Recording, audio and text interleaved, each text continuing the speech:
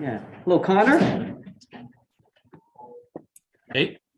Yeah, I just want to make sure I get the emphasis correct on your last name. Is it Omand or? Omand, yeah. Omand. Okay. Omand. Connor Omand. Thank you. No worries. I'll butcher everybody else's, but I'm honestly trying.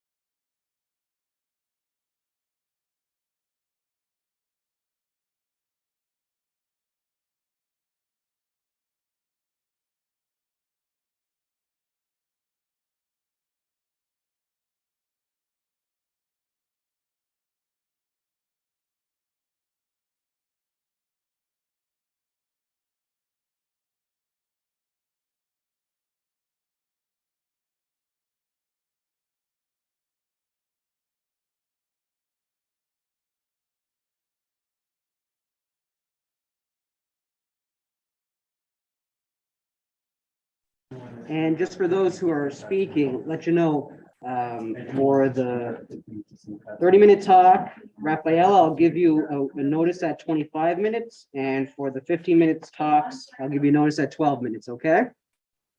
Mm-hmm. Great.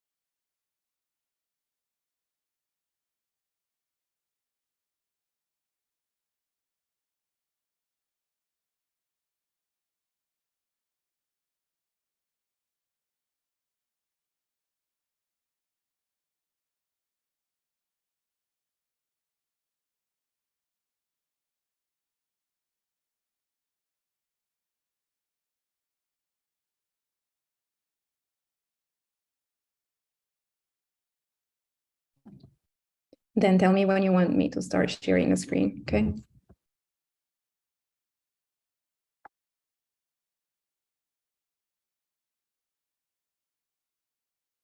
Yeah. Oh, Raphael, you didn't hear about your introduction. I was saying how you, let me say briefly, I was saying that I'm having memories of when we shared an office together when we first started as postdocs at the CFA.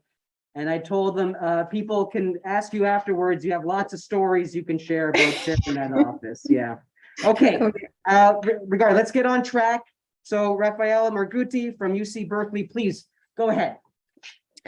Thank you, Dan. I was kind of disappointed you didn't practice my name, but it's okay. So it's a great pleasure to actually be here, even if it's virtually, to share something about some recent progress that we made on the connection between supernova and their progenitors.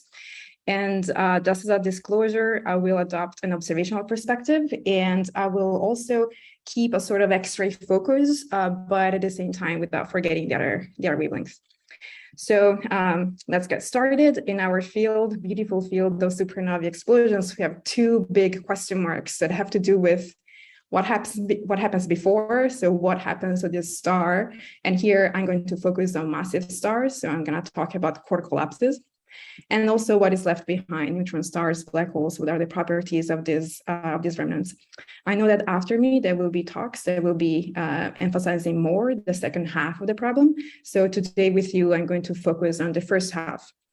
So in the recent years, we have been able actually to see some stellar progenitors in pre-explosion images. But what I want to focus with you today is not much about what the star looks like at the time of explosion, but what happens to this star as it approaches the core collapse. So what happens in this crucial thousands of years before the explosion. So let's get started with some very brief context, given that the crowd is very expert here. And as I said, I will adopt an X-ray perspective, but I will make it explicit when what I say applies to other wavelengths. So if we look at the X-rays that are coming from these explosions, we have a very rich panorama. So at the very early times, that's a time where we could detect shock breakouts. Chris Ryer mentioned something this morning. I do believe this is one of the main discovery areas in the next years, actually. If we wait a little bit of time, and we know the most massive stars actually hang out in binaries, then the shock from the explosion is going to crash against a companion. And while there has been a lot of work to study the shock interaction with the companion in the case of type 1a supernovae, less work has been done in the case of massive stars. Yet we do know for a fact that most massive stars have a companion, so that shock is going to interact with a companion as well.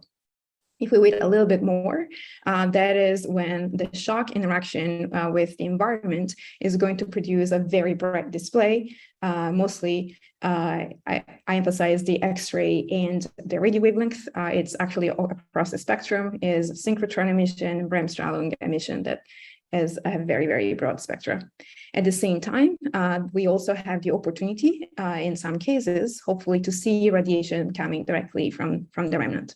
So just to summarize, here is how I think about what X-ray observations of supernovae allows us to do. We have the possibility to really learn a lot about their progenitors.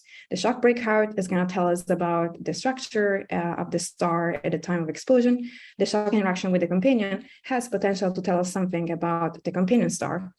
We also have the possibility to learn about mass loss of massive stars. And later in this talk, I will focus on our current lack of understanding of what drives mass loss in these evolved massive stars. And we also have the possibility to learn about what is left behind, so the compact object remnants.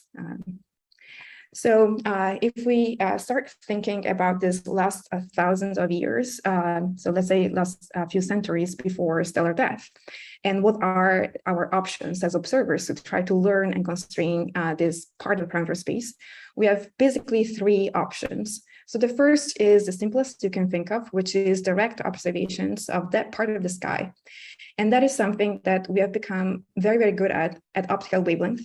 Mostly because that's where we have the wide field surveys that can cover the same patch of the sky over and over, night after night. And what we have learned in the last 10 years is that stars are not quiet, not at all. They're not quiet just sitting there waiting until the end. That's what I've been taught in grad school. But instead, they do know that the end is coming, and they experience, in most cases, eruptions. And in some cases, we could actually see these eruptions happening through these mostly optical observations. What you have down there is a cartoon of LSST that is not just by chance. It's because the LSST on the Rubin Observatory will have the depth to actually, in my personal opinion, revolutionize this world of pre-supernova eruptions in the optical. The second tool that we have at our disposal right now is flash spectroscopy. And here is what I mean. So we have an explosion that there is radiation that can ionize the medium. That medium was left behind by the star before stellar death. And by looking at how this medium recombines, we can actually learn something extremely crucial, like the chemical composition of that medium, which belonged to the star not too long ago, and also the velocity. So we can understand something about the ejection velocity of that material that maps into the structure of the star that lost that material. And then the third way that we have as observers to learn more about these last moments of stellar evolution is by utilizing the shock interaction with the medium. And even in this case, the concept is very, very simple. It's something that we have been working with for many, many years. We have a shock runs through an environment. That's a very well-known way to accelerate particles. Those particles cool down, and as part of that process, they produce radiation, can be X-rays, can be radio. And here, the key point is the following. So if our stars were not quiet before death, but instead went through a number of eruptions, so that our medium is highly disturbed, so we have those kind of wiggles that you see with the black line right there.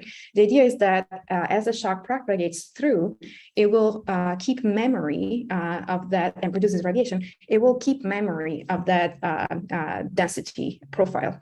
So, and the beauty of this method is that the shock velocity is large, it's very large, and it's much larger than the typical ejection velocity of that CSM material. So that means that we are given for free this fantastic, amazing time machine that can actually bring us back into the life of a star. If I'm doing a good monitoring of a star in the first few years after the explosion, since V shock over V ejection can be easily a factor of 100, sometimes even more, that means that after 1 year, the shock is catching up with material that was left behind 100 years before, and so on. So you understand the game by monitoring this shock interaction with time, we can actually reconstruct this phase, very, very important phase of stellar evolution. So this, as I said, this is not something new. We've been playing this game for a while. And what I want to discuss with you today is where is the discovery frontier? So what have we been done roughly? And what are we planning to do in the future? So by doing these careful X-ray and radio studies of supernovae, we we got to learn, and we know now for a fact that in many cases, the densities that we're finding, and here I selected a plot from a supernova 2004C, a density profile in the environment. So in most cases, these densities are way too large compared to what we do expect from line-driven winds. So that is something that we know. So we do know that there is a lot of material that has been left behind by the star that must have been ejected recently compared to the time of explosion. And what we should do as the next step is try to understand the physics that is driving this mass loss. So if I try to think about where are the discovery frontiers right now in this field, and I want to emphasize 3 of them. So the first is to do a lot with coordinated follow-up of stellar explosions. And when I say coordinated, I mean in the X-rays, and I want to emphasize hard X-rays and soft X-rays together are really powerful, as I will emphasize in a second, but also radio studies. So coordination is something that I think we can definitely improve going forward. And let me show you an example of a success story of this coordination, in this case between soft and hard X-rays. In this case is supernova 2014C. That's an object that is very close to my heart. I actually wrote the proposal with Dean to observe this supernova with Nussar while I was a CFA. And what you can see there is a Nussar image of 2014C with just 20 kiloseconds, 30 kiloseconds, which is actually pretty short exposure. It's a nice detection. And just to remind us what Chandra gives us, the beautiful sharp eyes are really, really, really important anytime you do studies of supernovae in nearby galaxies, because host galaxies are full of other X-ray sources that for us are not interesting. So why I want to emphasize this coordination. So I'm sure all of you that have been doing X-ray studies of supernovae, the most typical situation is that you're left with half of your spectrum. That's what I'm emphasizing with that plot on your left. And then you're left to wonder what is the temperature of that spectrum. And that is where coordination between a hard X-ray instrument like Nussar and Chandra can actually completely resolve the degeneracy and tell us the temperature of this shock, of the particles in this shock, and also the absorption that this emission is seeing. And the reason why that is so important is because the temperature speaks to the shock velocity, and absorption speaks to the amount of matter that is in between us and the emitting region. So it tells us something about how dense is the local environment. So we played this game with the supernova for 7 years.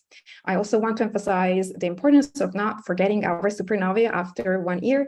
There is a lot of value to keep going, keep following these targets. And here we did coordinated Chandra and Nusser follow-up for 7 years that allowed us to actually see the evolution of this temperature of the emitting region and also of the absorption with time. So here for all of the extra astronomers in the audience, this is just, I want to show the beauty of this data set. And this is also an opportunity for me to thank all of you in the audience that allowed these observations and all of our observations that are, I know, sometimes not easy to schedule, and we interrupt others to actually happen. So you're really enabling the science. Thank you. So yeah, we kept going. We did not forget our 14C supernova, and that allowed us to build a data set that is pretty unique in the world of supernovae. So first of all, we have a very good handle on the bolometric X-ray emission, and you can see that supernovae that are strongly interacting with the medium, like 14C, can get actually very luminous. We have a good handle on the temperature, and as I said, that allows us to learn something about the velocity of this shock. And then very important, we also see a clear decrease in the absorption in front of the shock, which is an independent way to quantify how much stuff was there in the environment. So as I said, it's not that we only do X-rays, we try to follow up our targets across the spectrum, and this coordinated follow-up allowed us to infer the presence of a lot of material that was really surprisingly hydrogen-rich around a hydrogen-poor stellar explosion. And this was one of the first cases where we could actually understand quantitatively the parameters of the environment. And we were left behind with a big question mark, which was why we have that large amount of material sitting that is hydrogen-rich sitting so close to the progenitor. And there are a couple of theories that have potential. And the first has to do with binary interaction. As we know, massive stars, they tend to have binary companions. And the second possibility is that instead we have deposited some amount of energy at the base of the envelope of a star, and because of some instability in the nuclear burning, the last phases of the nuclear burning sequence, and that has exploded our envelope. And as you understand, the binary interaction a possibility is something that does not really know that the end is coming for the first star, for the primary star, while the nuclear burning instability is very much tied to the life of the primary star, which means that if the nuclear burning instabilities are the explanation, then we would expect to see this type of overdensity in the environment of massive stars reasonably often. Of course, based on one event, we couldn't actually answer to that question. And the only way to answer to this question is to move on from the study of one stellar explosion to the study of a sample. However, given the unprecedented data set for 14C, this allowed us to actually understand something about the environment of this supernova. So one thing that we could conclude together with other teams, and I know Vikram is speaking after me, so maybe he will emphasize the results from his team as well on this supernova, is that the distribution of this material is not spherical. It needs to be highly spherical, and it needs to be on a sort of a torus geometry, basically the thing that you see in red in this picture. So as I said, the question about what is the physics that is driving these mass ejections could not be answered based on one event. And the only way to answer this question is by looking at samples, doing statistics about how often these ejections happen and when do they happen. And looking at the radio data, which is the place where we have the most homogeneous data sets, we could conclude that at least 10% at least 10% of supernovae that are hydrogen poor at the time of explosion went through something like 14C. But this is not the end of the story. You might say, well, 10% at the end is not such a large fraction, why I should care? This is not the end of the story. So very recently, earlier this year, actually, we could actually find a direct proof that these pre-supernova outbursts are not only common for the most extreme supernovae, but they happen in the most common core collapse supernovae, the type 2Ps. So here in the black box, you see I'm emphasizing the supernova phase. So that peak is the supernova peak. And I want to build with you our understanding of the pre-supernova phases. So as I told you in the last years, and this happened in the last 10 years, basically, we understood that some extreme supernovae of type 2N, they do experience outbursts. And you can see clearly those light curves in the before explosion time at reasonably large magnitudes, they're bright. However, we have been failing to find any evidence for pre-supernova outbursts in type 2P supernovae. However, we did know that something like this was happening. Why? Because of the very bright UV emission from this type 2P supernovae. And it turns out that the answer is just that we were not looking deep enough. So our average surveys, here I'm emphasizing ZTF and YSE, and I'm using 100 megaparsecs as a reasonably representative distance of where we find supernovae. They're not deep enough to actually see this pre-supernova outburst. And what you're seeing there in color in shades of, let's say, brown to red, is what we found for 2020 TLF, which is a type 2P supernova. You can see that it did experience for 100 days, for 100 and something days, a pre-supernova eruption. So this is just to tell you that we're not talking about something that is limited to a limited fraction of stars. These eruptions are common, and we need to understand what is producing those. So yeah, there are several max difference between what we knew and what we now know for type 2Ps, emphasizing the limits. And again, this is where LSST on the Rubin Observatory will actually really shine. It will tell us what is going on for the stars. And we don't have to do anything in terms of varying the cadence of the current cadence, Planck cadence of LSST. It will do it for us. So just to summarize, so this direct imaging is that I just talked about, and the optical bring us all the way maybe to 10 years before explosion. That's where our images, deep images can get us to.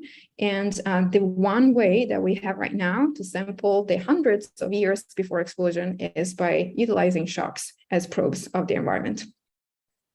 So as I said, I want to emphasize a little bit the future of the field. So I also want to share with you what we're doing well and what, in my opinion, we're not. And if you look at that plot, it's kind of a busy plot, but the shaded part, the shaded areas, it's a way for me to quantify the level of ignorance. So when it comes to answering to the question, is this thing interacting or not? Is there a lot of stuff in the environment or not? And you can clearly see that we have sort of a dividing line between before 1 year and after 1 year. We do a reasonably good job before 1 year and reasonably bad job after 1 year. And that is not tied to science, it's tied to proposal cycles. And it's extremely hard to convince anybody to repoint a supernova if you didn't have a detection in the first year. But we do know for a fact that a lot of these interactors shine bright way after 1 year. So this is just my appeal to say, well, let's not forget about this supernovae. A lot of action can happen after 1 year, and there is a lot of motivation for us to go back and see what's happening.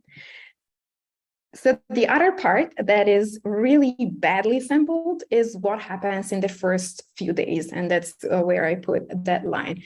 Whatever happens in the first, let's say, 10 days after explosion, it's something that we're not particularly good at, especially in radio and X-rays. But there is a lot of science that can come out from that portion of parameter space. So let me just emphasize what we could do with very fast repointing of transients. And I want to tie this to the flash spectroscopy that I introduced earlier in the talk. So flash spectroscopy means just get on target with your favorite spectrograph and tell me what you see there. But we were actually able to use flash spectroscopy together with other probes, in this case, the X-rays. And here I'm emphasizing a calcium-rich transient, 19 EHK. Calcium-rich transients are mostly associated with white dwarf, some manifestation of white dwarfs, at least for the most part. And here with flash spectroscopy, and I want to drive your attention to the fact that we had to get on target really close to the time of explosion. And you can see time of explosion, minus 13.3, we got on target minus 12 days. So 1 day afterwards, we are already on target. We could monitor first of all, we could see H alpha. So there is hydrogen, which is important, especially if you think that a lot of these are thought to come from white dwarfs. And then you can see how this line evolves really quickly. Over 1 day, you go from red to black line, you go from a prominent, reasonably prominent H alpha line to nothing. And this is telling us that there is some hydrogen-rich medium that was ionized and then recombined over this time scale. And while this is happening, to our own surprise, we repointed, in this case, SWIFT, and we found X-ray radiation, X-ray emission coming out from a calcium-rich transient. This was surprising. There was absolutely no prediction for X-rays for calcium-rich transient, but also look at the luminosity, 10 to the 41 erg per second. For anybody that do normal supernova in the X-rays, this is luminous. This is really luminous, and it decayed very fast, like T to the minus 3-ish. So this is clearly a sign that there was material around this explosion, and that we could actually understand how some properties of this material by combining the information about the chemical composition and velocities from flash spectroscopy with this very fast X-ray repointing of SWIFT XRT. So yeah, I just want to emphasize this means being able to repoint very, very quickly. Then 19 EHK was not alone. So as it always happens in the field, once you see it once, and then you learn, you know what to do, and you start doing it better, and then you find more. So earlier this year, this is another work by my grad student, Wynn Jacobson-Galan. We were actually able to find another calcium-rich transient, 21 GNO, that also showed very luminous X-rays. GNO in this case is the red point. You can see that it is above 10 to the 41 erg per second. And again, that means that there is some material that is very close to the explosion site that is producing these X-rays. So I know I'm about to run out of time. I'm keeping track of that. I have 1 minute. So the last point I want to make is about the potential for untargeted wide field X-ray surveys. And I want to make this point by using VLAS as an example. I want to use the VLA Sky survey here as an example of a success story. So for completely different reasons, we embarked on analyzing the data of the VLA survey, mostly to characterize the types of transients that we find every night. So we try to query all the possible catalogs and ask ourselves, what do we know about that location in the sky, to then make the best possible decision, or the most informed decision about, do we want to go after it or not?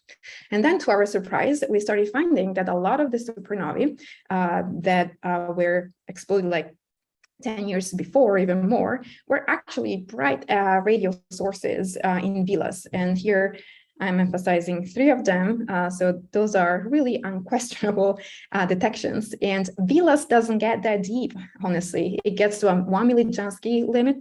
That is not deep at all, especially if we talk about radio supernovae. And what we did was, well, okay, we got the message from VLAS that we had a population of extremely radioluminous supernovae 10 to 30 years after the explosion. So we started now a targeted survey to try to populate that part of the parameter space that you see emphasized down there. So the reason why this is so interesting to me, this population of very bright radio supernovae is so exciting, is that it bridges the gap between the world of supernovae and the world of supernova remnants. And in this gap, there are many things that live that are extremely exciting. And one possibility to get extremely bright in the radio is that the shock is interacting with some matter. So it's an unusual evolutionary path of the progenitor that led to those mass ejections, just like we saw for 14C. The other equally interesting possibility is that maybe we are finally seeing some relativistic jet off axis. We do know that, probabilistically speaking, some should be there. We've always failed to find them for core collapses. And then equally exciting would be if we could map the emergence of emission from a pulsar wind nebula.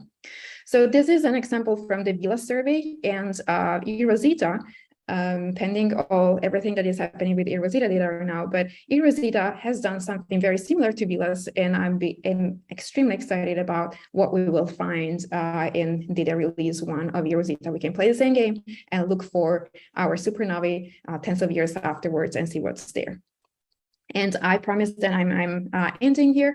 I just want to say one line about a place where, in my opinion, there is an immense discovery potential, which is about the world of shock breakouts, which is a world that we can't use repointing capabilities. We need to be on target. So basically, we need a wide field X-ray instrument. So we do know, at least in one case, everybody agrees that we have seen something that is tied to the shock breakout, maybe from the progenitors or from the wind for supernova 08D. But that is a part of the parameter space that is basically not populated. And to populate this part of the parameter space, we need a wide field instrument so that we can basically bet on our luck that something will explode in our field of view just by chance. And I believe that is all I wanted to say. I'm going to skip to the end. I want to end here. And I want to thank you for your attention and happy to take questions.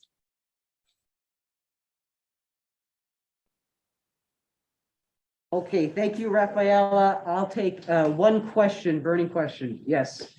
I thought what Rafaela showed about the X-ray detection, the detection of X-rays from a calcium-rich transient was super interesting. And if she could, is there a chance she could bring back the view graph, or are we past that? Because I think I saw that most of the upper limits we have for type A supernovae actually don't violate that detection. Only a handful do. Which is telling us that we're not being fast enough or deep enough in our search for X-rays from 1A, if the environments are similar. I agree with both statements. Fast enough and deep enough. Yes, I agree with both statements. I think that is a part of parameter space that we can cover only and only if, one, we need to be very good in understanding that supernova is so young, and then we need to repoint and get on target in a few hours. And that requires, it does require both the skills to understand that you have a supernova you want to repoint, but also you need an instrument that can repoint fast enough and go deep. Great, and I'll working off of Noam's question, which you can follow up potentially in Slack or elsewhere. But Rafael, I know you're interested in understanding the physics. So there's one thing about mapping out when this happens and how much mass is there. But ultimately we want to understand, since they seem to be timed, which is this is happening before the core collapse, naively we think there's a connection between the two. Do you want to say anything briefly on that? Yeah, that's totally true. So I adopted a completely observationally driven focus here, and the ultimate goal would be, yes, to map when these eruptions happen, what type of ejection, so how much mass is there, and the chemical composition too, and try to understand if we can then answer quantitatively to the question, is this happening at a particular particular time of the evolution of a star or not? I do believe that it's not the case that we're just seeing one mass loss mechanism in action. binaries are there, binaries will do something. So it's not a question of what, if this is right or wrong, it's going to be what fraction of mass loss is supported this way, what fraction is supported that other way. I think Chris Fire said if it's not ruled out, nature will find a way to do it. And I completely agree. Wonderful. Okay, again, thank you.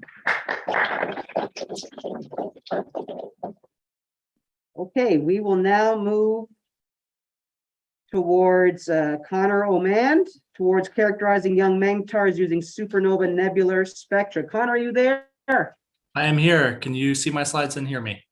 Yes, thank you.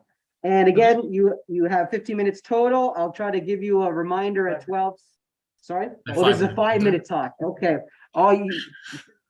Yes, you go ahead. All right. Thank you. So thanks for the introduction. Hello, everyone. My name is Connor. I'm a postdoc at Stockholm University. And today I'm going to be sharing some preliminary results about characterizing young magnetars using supernova nebular spectra. I'm doing this work with my supervisor, Anders Jerkstrand. So let me just put out some numbers for a typical core collapse explosion. The gravitational binding energy is about 10 to the 53 ergs. But the explosion energy is only about 10 to the 51 ergs. The rest of it is emitted as neutrinos. And the radiated energy is 1% of that, 10 to the 49 ergs. Typical masses are about 1 to 10 solar masses, and the typical velocities end up several thousand or a few tens of thousands of kilometers per second, with the typical mass of about 0.1 solar masses of nickel. But there are some extraordinary events, and these aren't typical, and the typical models don't really work for them. And these are broadline type 1c supernovae, and they typically have a larger kinetic energy than what's inferred for usual supernova by about a factor of 10, and superluminous supernovae, which are extremely bright with total irradiated energies of 100 times larger than normal. And so there are a few different models for what can produce these energies: fallback accretion, CSM interaction, parastability supernovae, relativistic jets. But the one that I'm going to focus on for the next 5 minutes is the magnetar model, where you have a rapidly rotating magnetar at the center of your supernova remnant, and the magnetar wind nebula emission is what's thermalized in the ejecta and produces your extra energy. And there's a bit of evidence for this in a few different supernovae we've seen so far. There was late-time radio emission detected for PTF10 HGI. This was detected at several epochs, and it's consistent with what we were doing for modeling. Optical polarization can probe the geometry of the ejecta. And so we've seen in a couple of supernovae that they seem to get more elliptical and more axisymmetric, as opposed to just being spherical as time goes on. And then also an infrared excess has been detected in a few supernovae, which is consistent with dust that's been heated by Pulsar nebula. And so I wrote a paper on this back in 2019, and there's been a few reports so far, one from Chen et al. Last year, and one from Sun, I think, et al. This year. One thing that I wanted to use to help characterize the magnetar nebula is the supernova nebular spectrum. So there's been a couple of simulations so far, usually NLT radiative transfer simulations, looking at what the spectrum could look like. And so here's one from Jerkstrand et al. 2017. They were trying to look at fitting 2015 BN, and also one paper from Luc Dessart 2019. And he just put out a kind of suite of models, not really trying to fit anything in particular. But one thing that these studies both did is that they assumed that the magnetar nebula emission is just thermalized in the ejecta.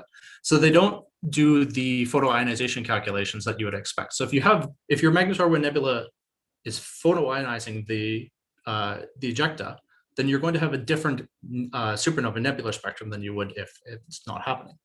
So these two studies were completely insensitive to whether your wind nebula is emitting an optical or X-rays or anything else. So this is one thing that we've incorporated into our new study. And so I'm just going to throw all the results at you in one slide. So we simulated two different compositions, pure oxygen and a typical 1BC we took from another Woosley and Hager paper, with three different characteristic photon energies. You can ignore why they're called temperatures. That's a detail. And we did a grid of ejecta mass and engine luminosity. And what we've done is we've compared them to supernova 2012 AU at 6 years post-explosion. This is one of Danny's spectra. And what you can see is, okay, I should explain the colors, sorry. This is the model score. It's essentially the log of the chi-square compared to this reference spectrum for each model. And the bluer is essentially better in this case. And so what we find is that for a lower, well, as you increase the characteristic photon energy, holding other things constant, we see that the best fit, and it goes from a higher mass, higher engine luminosity to a lower mass and a lower engine luminosity. So you can see the effect of the spectra, or you can see the effect of the magnetar wind nebula spectra on the supernova spectra. And so if we're trying to infer the properties of the supernova from the spectra, we have to include this effect, or this effect of the different magnetar wind nebulae. Although this isn't well known. But unfortunately, if we alter the composition, we also find very, very strong differences between them. We see that we need a much, much higher engine luminosity in order to get similar fits to the reference spectra. Although you can see we still get lower engine luminosity and lower ejecta mass as we increase the characteristic photon energy of the nebula. So what have we learned from this? And I know I just threw a lot of things at you, and that isn't actually all the results. So I'm going to go over a few things that we've learned. One is that, yes, the magnetar wind nebula spectrum does affect our observed supernova spectrum. We cannot ignore this fact. We need to calculate the organization. The second is that the X-ray processes in the ejecta, such as Auger process and X-ray fluorescence, are very important, especially at early times. I didn't actually show why that is, but you kind of have to believe me. And then the third is that compositional, multi-zone, and possibly multi-dimensional effects are also very important. You need to understand what's cooling your emitting zones, particularly things like calcium and neon. If they're in the oxygen zone, they can really change the way that you're emitting your, they can change your emission spectrum. So the method seems viable. It's definitely something we need to consider, but there's still lots of work to do before we can use this to properly characterize the nebula. So that's why the presentation is called Towards Characterizing Magnetar Wind Nebula. So that's it. Thank you very much.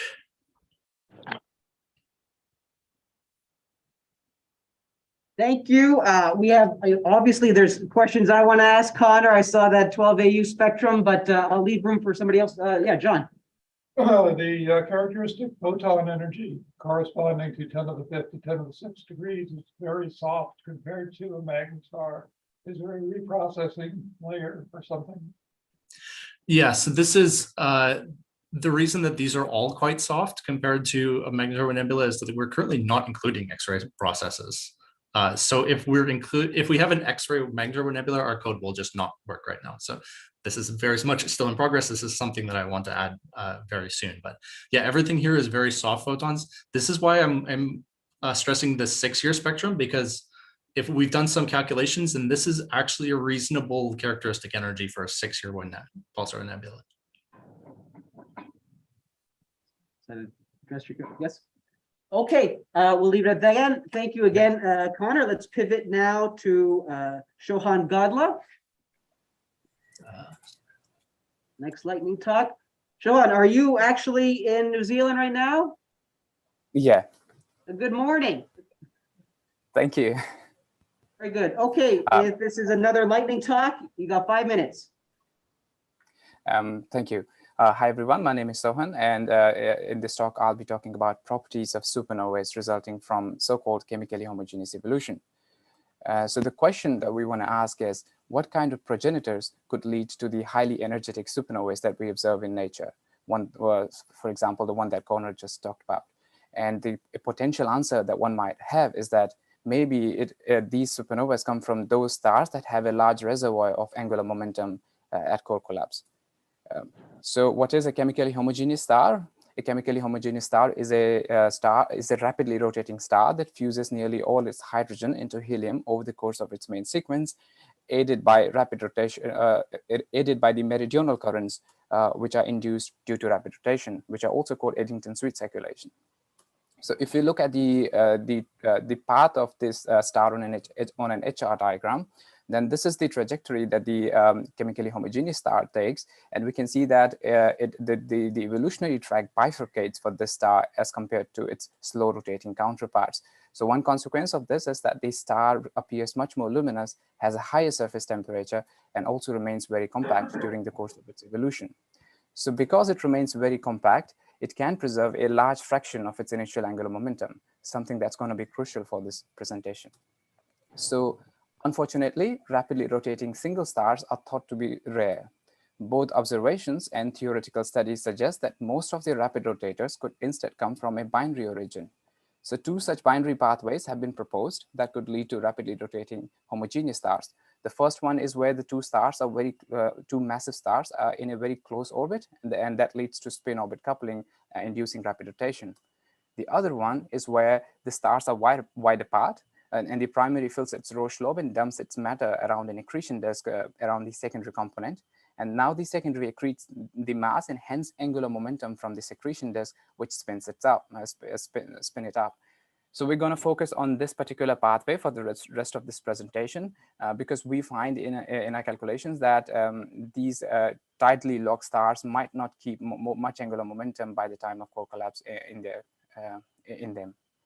So we would like to find out how much mass a secondary needs to accrete in order to experience homogeneous evolution. So for that, we generalize the relation in packet 1981, where on the left-hand side, we have the amount of mass that the secondary needs to accrete in order to experience homogeneous evolution. And on the left-hand side, among other things, we have this omega CHE divided by omega critical, which is the threshold initial angular velocity that a star of a given initial mass and metallicity requires in order to experience homogeneous evolution. And so this expression has been derived using MESA models. So now that we have the homogeneous secondary, we evolve it till the point of core collapse, and we would like to see whether it contains sufficient angular momentum in its core in order to drive something like a magnetar. So let's suppose that J core is the amount of angular momentum in the magnetar, and we form a neutron star from, J core is the amount of angular momentum in the homogeneous star close to core collapse, and we would like to produce a neutron star out of it. So we can predict the period of the neutron star using this equation, and we can also predict the rotational energy contained in that neutron star using this equation. And so here, I show the period of the subsequently formed neutron star on the y-axis of the top plot, and the rotational energy stored in the neutron star in the bottom plot. The different masses represent the different final masses of the progenitor homogeneous stars, and the different colors represent the different metallicities. So as we can see, we do find many systems with low enough period to drive a superluminous supernova-like transient from a magnetar scenario. We also find sufficient rotational energy stored in these neutron stars that could drive, for example, a broad-line supernova. Most of the explosions are biased towards a small lower metallicity. So as the metallicity increases, so as the metallicity goes up, the parameter space for the system to drive these energetic transient decreases. So also, not all these progenitors would go and form a neutron star, but it is believed that systems with final masses less than 40 solar masses have a higher probability of making a neutron star. And lastly, we also find that many chemically homogeneous stars can act as common progenitors for both these transients in this plot. So finally, we would also like to see if these homogeneous stars have sufficient angular momentum in them in order to drive, for example, a collapsar. So for this, we assume that the star forms an accretion disk at core collapse, and we model the accretion disk using a one-zone accretion disk formalism. So this expression gives the luminosity in the disk wind, and we integrate this expression to get the total energy emitted in the disk wind. So here we can see that these systems do have sufficient kinetic energy in their ejecta in order to again power a broadline supernova. They also contain sufficient energy in their jets, for example, to drive a long duration gamma ray burst. Again, we also see that there are many stars that could act as a common progenitor for both the transients. So that brings me to the end. Please visit this archive link for more information. Thank you for listening.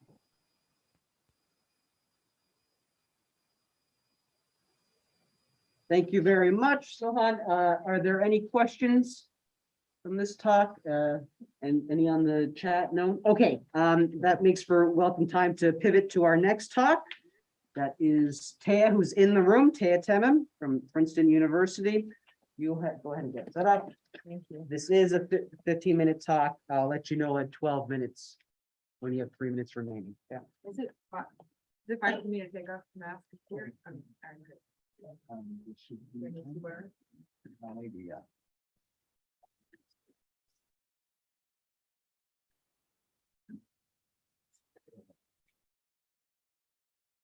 take off my mask. Can everyone hear me? Okay, good. Hi. Oh. It's. I'm sorry, I haven't shared slide. All right. I think you guys don't see my slides. We see a lot of you. One order of operation. All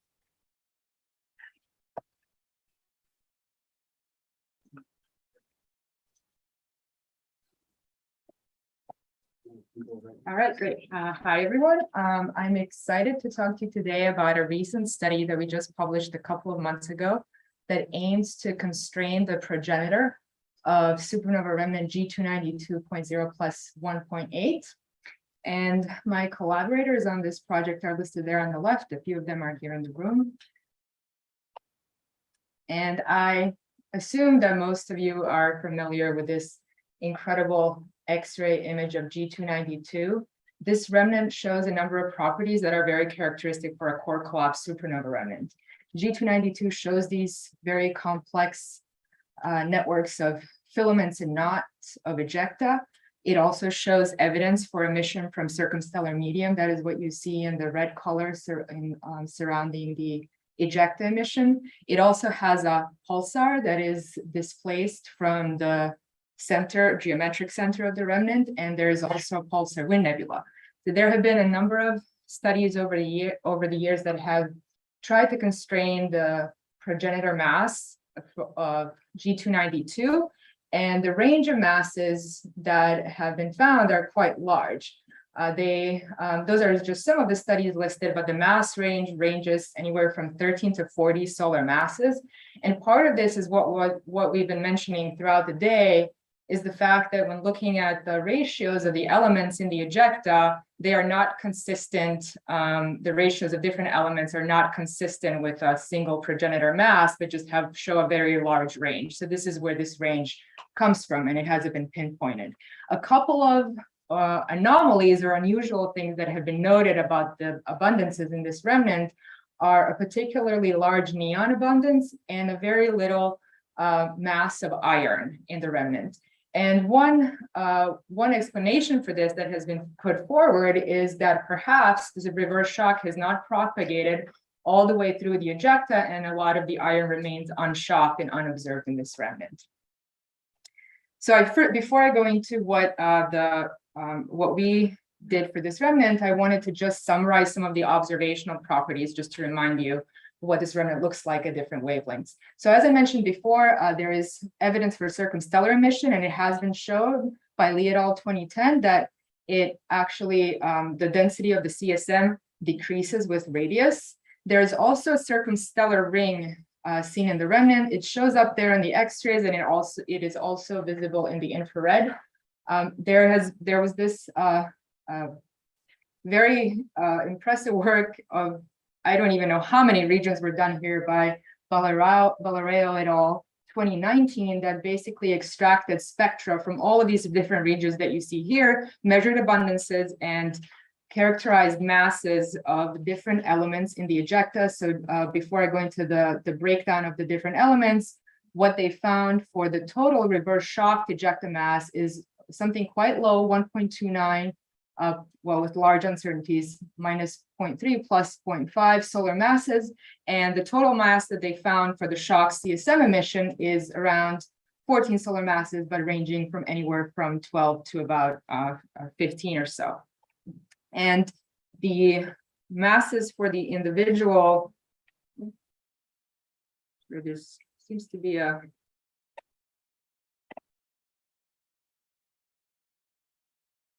there's supposed to be a slide here, but basically if there's a breakdown of the different elements that I actually do have in another plot, so that's fine. This is what the remnant looks like in the optical. And what you're seeing here are individual knots in the light of oxygen-3 that actually have a very asymmetric structure. So there's this double-lobed structure with these knots of ejecta that are moving at very high velocities in the north and south, approaching 3,600 kilometers per second, but lower velocities in the east and west, around 1,500 kilometers per second. And this is a work by Winkler et al. 2009. And if these ejecta are traced back, so the evolution was followed and their velocities and movement was traced back to the center to find the explosion center for this remnant that's shown here by the plus sign. And also from this, one can determine the age of the remnant, assuming that there's no deceleration of these knots, and that age was determined to be around 3,000 years. So that would be an upper limit on the age. As I mentioned before, there is a pulsar in this remnant that's displaced from that explosion center. It has a pulsar wind nebula around it. This is the pulsar wind nebula in the X-rays. It shows a very clear torus and jet structures. On the next slide, I'll show it looks in the radio. It's it's much larger. There has been a measurement of the inferred velocity of the pulsar just based on the displacement from the explosion center. That measurement has been around 500 kilometers per second. But as we'll hear, I think later in this session, the actual motion has been measured. So I won't say more about that just to not give away the talk. This is what the remnant looks like in the radio. So that's the outline of the shell, and the pulsar wind nebula is quite larger. The image on the right is the infrared emission, and what it shows is something that looks similar to the optical emission, but it shows infrared emission that is quite bright on the side of the direction of the pulsar's motion, and it seems to coincide with the contours of the radio pulsar wind nebula.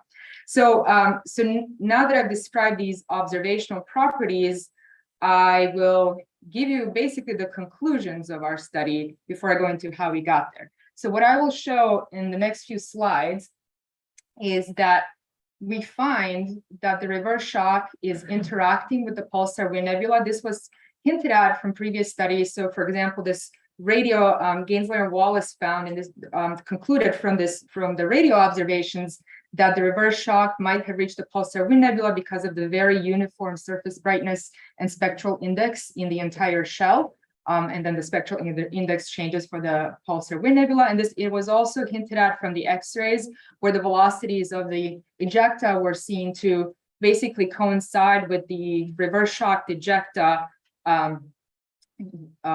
being visible up to the radius of the pulsar wind nebula. So that indicated that the reverse shock is at least close to the boundary of the pulsar wind nebula. But what I will show is that we conclude that it is definitely interacting and has reached it's crushed either the entire pulsar wind nebula or very close to it. We also find that the ejecta have a mass of about 3 solar masses or less. So very low mass, and dynamical evolution of this remnant, in addition to the abundances that we look at, are consistent with the relatively low mass for the progenitor between 13 and 16 solar masses. So I want to show you how we come to that conclusion. This is again the radio image of G292 showing that outline of the shell with the inner green contours being the outline of the pulsar wind nebula. In the blue X is the explosion center, and the diamond is the current location of the pulsar. What I'll show on the right is a hydrodynamic simulation of the evolution of the pulsar wind nebula inside the remnant. And one important thing to note here is that the pulsar location, the diamond, is displaced from the center of the pulsar wind nebula. And then what I will show in this simulation, which is in the restream of the pulsar, so basically what you'll see in the simulation is the pulsar wind nebula expanding, and the simulation will remain centered on the pulsar, but the pulsar is given a velocity of about 500 kilometers per second in the direction that we observe for G292. And the important thing to notice here is that before the reverse shock on the left begins interacting with the pulsar wind nebula, the pulsar remains centered on the pulsar wind bubble. And only after the reverse shock begins interacting on the left with the pulsar wind nebula and compressing the bubble, does the pulsar, as it continues to move, significantly displaces from the center of the PWN. So now this is actually going to a longer age than I wanted. So this is about the age. This is an age of about 2,500 years, and so what we conclude from the fact that the pulsar is significantly displaced from the pulsar wind nebula center, is that it is certainly interacting, at least from the left, but most likely has reached the entire surface of the pulsar. The reverse shock has reached the entire surface of the pulsar wind nebula. So, so now just going back to, so now from modeling the dynamics of the pulsar wind nebula, we can now use that information to say where the reverse shock needs to be. So that that simulation on the previous slide gives a forward to reverse shock ratio of about 2. And now we have, now I'm showing a series of one-dimensional models. These are 1D semi-analytical models based on Gelfand et al. That calculate dynamics and the radiative evolution of a pulsar wind nebula inside a supernova remnant. And there, so each of those models that are listed in that table can actually reproduce the reverse shock radius, the forward shock radius, and the pulsar wind nebula size, as well as the broadband spectrum of the PWN. So there are degeneracies. And what I've listed in the table are, I have ejecta masses going from 1.4 to 5 solar masses, and then the corresponding explosion energies, ambient densities that would be required to produce those ratios of the forward and reverse shock. And then what I list in the last 2 columns are the CSM mass that's just based on integrating that ambient density up to the radius of the supernova remnant. And then the ZAMS mass in the right-hand column is simply if I add up a neutron star mass, the mass of the ejecta, and the CSM mass. So what you'll notice just from these more simple one-dimensional models here, expanding into a uniform medium, that that anything higher, anything with an ejecta mass about higher than about 2.5 or so, we get to we enter a scenario in which the CSM to ejecta mass is not physical anymore. It's just too high of a ratio. So just these simple one-dimensional models are consistent with the ejecta mass being low in this supernova remnant. And you'll also notice that the total CSM mass for those particular models that are highlighted in yellow actually are in the range of what was measured from the X-ray observations for the total CSM mass. So now we are taking some of these models and actually to give us an initial guess, and then we're inputting that into the Hydro models. So now we're using an ejecta mass range between, well, we tested 3 cases, 1.4 mass, solar masses, 2.5 and 5. And so those are the models highlighted in green. So what you'll notice here is that when the ejecta mass is low, the reverse shock, in this case, in order to match all those properties, the radii of the forward and reverse shock, the reverse shock has reached the entire pulsar wind nebula, and we see a displacement of the pulsar from the center of the PWN bubble at a similar location as observed. And then as we increase the mass, there is actually some in the west, there is a region that has not yet been of unshocked ejecta that has not yet been reached by the reverse shock. But if we take the extreme case of 5 solar masses in the ejecta, there's quite a bit more mass that has not been reached by the reverse shock. But then the pulsar wind nebula starts. This is sort of a qualitative argument, but the pulsar wind nebula has quite of a different morphology, and there's no longer that displacement of the pulsar from the pulsar wind nebula that we observe. So even just based on the morphologies that we observe, the lower mass range for the ejecta mass is consistent, just as we saw in the one-dimensional models. And now, so now we wanted to also look at the abundances and see, 1 minute, okay, wanted to look at the abundances and see if that is consistent. This is my second to last slide. So what I am plotting here is the observed abundances from the X-rays of oxygen, neon, magnesium, silicon, sulfur, and iron. That is the green band. And what I am overplotting are nucleosynthetic yields of those same elements in green based on 2 different nucleosynthesis models. So what you will notice there is that the total mass, so the key here is that because the reverse shock is interacting with the pulsar wind nebula, all of the ejecta have been reverse shocked. So now we can take those X-ray measured masses and compare them with the total yields in the remnant. So you will notice here that the gray vertical band is what are the progenitors masses that are consistent with the observed masses of those elements. And I'm also plotting here, these are for single progenitor models, masses of the helium core minus the neutron star and the carbon core.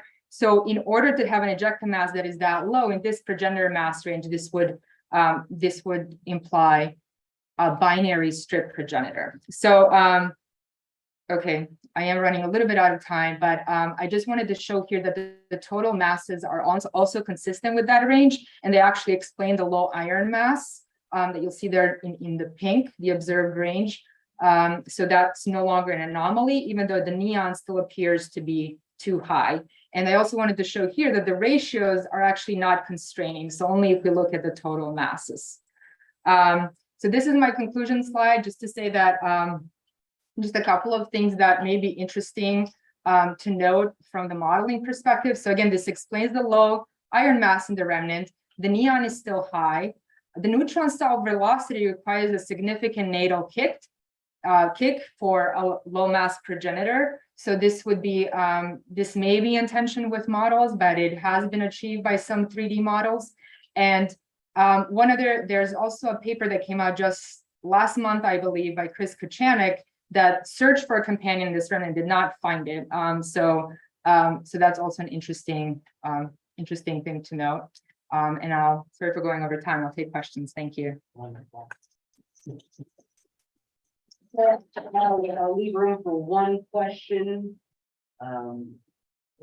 Is there anything online? Nothing online. Nothing, okay. In the hopes of getting everybody else to have proper time, we can defer any conversation after. Yeah, I'm happy to chat during the break. Absolutely. Thank you. Call it on Slack or here at the meeting as well. Thank you. Okay, so, yes, Joseph is in the building here. Joseph Gelpin, and are you Abu Dhabi? Oh, no, wait a minute. Yeah. Okay. Yeah, sorry.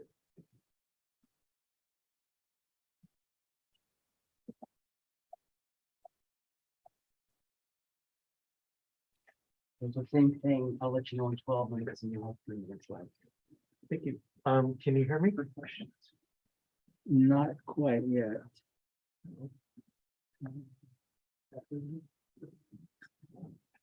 Can you hear me now?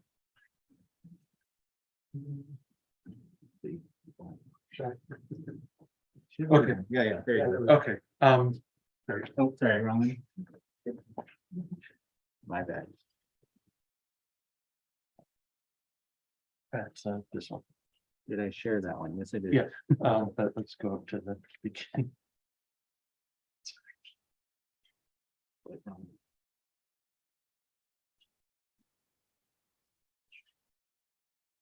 Thank you very much. So as Taya presented for G292.0 plus 1.8, we can learn a lot about the progenitors of supernova and supernova remnants from their pulsar wind nebulae.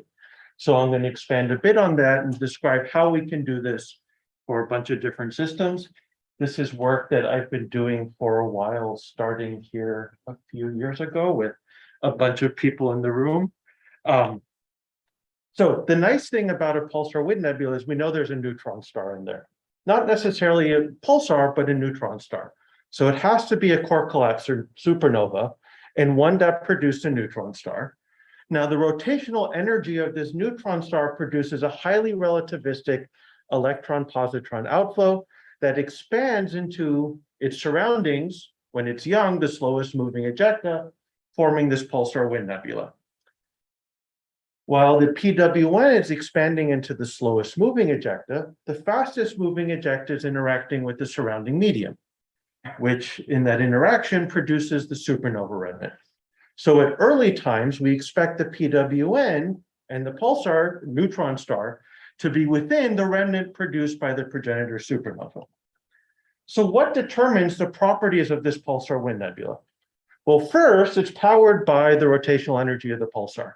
So it depends on how much energy has been injected. Initial spin period, spin down timescale, breaking index, as well as the content of this highly relativistic outflow. But this workshop's on supernova remnant, so who cares about that? It's inside a supernova remnant. It's expanding into the ejecta. So it depends on the properties of that ejecta. The innermost ejecta, the density depends on the mass and initial kinetic energy of the material ejected. It will collide with the reverse shock. When that happens depends on the ISM density. Now, pulsar wind nebulae are detected across the electromagnetic spectrum. The gamma rays are inverse Compton emission, and that spectrum depends on the background photon fields. So all of these quantities determine the observed properties of the PWN, this little blue blob here. What I and other people have developed is a model where you can use those observed properties to constrain the values of the quantities I put on the left. So it's nice we have a model. Well, does it actually work? So let's look at a system G54.1 plus 0.3. Why this one? For this workshop, it's interesting because of this red rim around it. That's thought to be supernova remnant dust heated by the PWN. And all of those point sources are actually thought to be embedded OB stars. So there's something interesting going on in the system. I try different possible values for my input parameters to see if I can reproduce its properties. And it does. Great. But just because the model fits the data doesn't mean that it's correct. It would be good to test the model because you can always have nice, simple, wrong models that reproduce the data. So in doing this parameter exploration, we can ask, for the set of parameters that explain the current data, what does it expect for, say, the low frequency radio, 60 and 150 megahertz? Why that? Well, it turns out that quantity depends on the initial spin period of the pulsar. The faster the pulsar was burning initially, the more rotational energy it had, the brighter you would expect it to be at these lower radio frequencies. A few years after it did this work, LOFAR did a 150 megahertz survey and detected it within the range predicted. But if you can see, this model predicts a range that's a factor of 6. So it's nice that it agrees, but it's a wide range. In addition, this was done before NuStar launch. So we asked, well, what would the 5 to 80 keV flux be? We wrote a proposal based on this predictions, got an observation, and it agrees with the NuStar measurement. Now, it turns out this flux, according to my model, is correlated with the distance. So this suggests a distance of 4.5 to 5 kiloparsecs. Now, what this parameter exploration also determined was that the distance to the source depends on the initial spin period. The faster it was born spinning, the more luminous it is. The further away it has to be to get the observed flux. So I have an estimate of the initial spin period from the low frequency one. I have an estimate of the distance for NuStar. Both of these happened years after I published the paper, and they agree. Where they overlap is where my model found a good fit for previous data. So maybe this model works for describing the properties of the PWN. It's nice and consistent. But this workshop is on supernovae and super remnants. What can this actually tell us about the remnants that we actually care about? So let's look at a different system, G11.2. Has a very nice X-ray and radio supernova remnant with a measured angular expansion rate, well-studied pulsar wind nebula, a pulsar in there. The system also did hard X-rays and gamma rays, which I'm going to be assuming come from the pulsar wind nebula. Again, did a search of the various parameter combinations to the model to see if I can reproduce the data. And again, it worked. I even got a chi-squared of reduced chi-squared less than 1, which is nice. But in order to do so, the model requires a low explosion energy between 1 to 2 times 10 to the 50 ergs and a high ejecta mass, more than 8 solar masses. An independent study just looking at the thermal X-rays from the supernova remnant estimated an explosion energy of 2 times 10 to the 50 ergs. The same value I got from just modeling the PWN. So this suggests that maybe this actually works. And we can ask, what are the implications of this supernova explosion energy and ejecta mass? So one of the puzzling things about this system is if you image it above like 3 keV or so, you see this rim or ring inside the forward shock. For that explosion energy and ejecta mass I get from the PWN, that's actually where the reverse shock should be. So this suggests that that inner hard X-ray rim is actually coming from the reverse shock. Now, to get that gamma ray fit, I need a ridiculously strong high temperature field, a few million degrees with a high inverse, very high energy density. That's actually consistent with what we expect for the PWN illuminated by the supernova remnant shell. So just by modeling the PWN, we actually derived where the reverse shock should be, and that explains a feature we see in the X-ray image. And we correctly estimated the properties of the thermal X-ray from the supernova remnant shell. So by studying the PWN, we are able to get information about the supernova remnant. In this case, could measure that directly, but it might be possible to do it for other ones. So that's two sources. There are a lot of these out there. So when you model them, what do we get? So I've done it for 7 systems. And as you can see, we have a wide range of explosion energies and ejecta masses, from a few times 10 to the 49 ergs to more than 10 to the 51, ejecta masses as low as like 1.5 and 2 to greater than 10. Some systems seem to be low energy, at most a few times 10 to the 50 ergs, high ejecta mass, 10 solar masses or so. One of them is low energy, low mass, at most 10 to the 50 ergs and ejecta masses 1.5 solar masses. A couple of them are normal, 10 to the 51 ergs, kind of like 8 solar masses of ejecta. And the third, this 2 solar masses actually requires an explosion energy of around 2 times 10 to the 51 ergs. So kind of normal energy, but a low mass. If you believe the results of simulations, this might suggest different progenitors for these systems. So the low energy, high mass explosions, the high mass, so these are lower ZAMS progenitors, massive enough to produce a supernova, but not so massive that they lose a lot of material in the form of a stellar wind.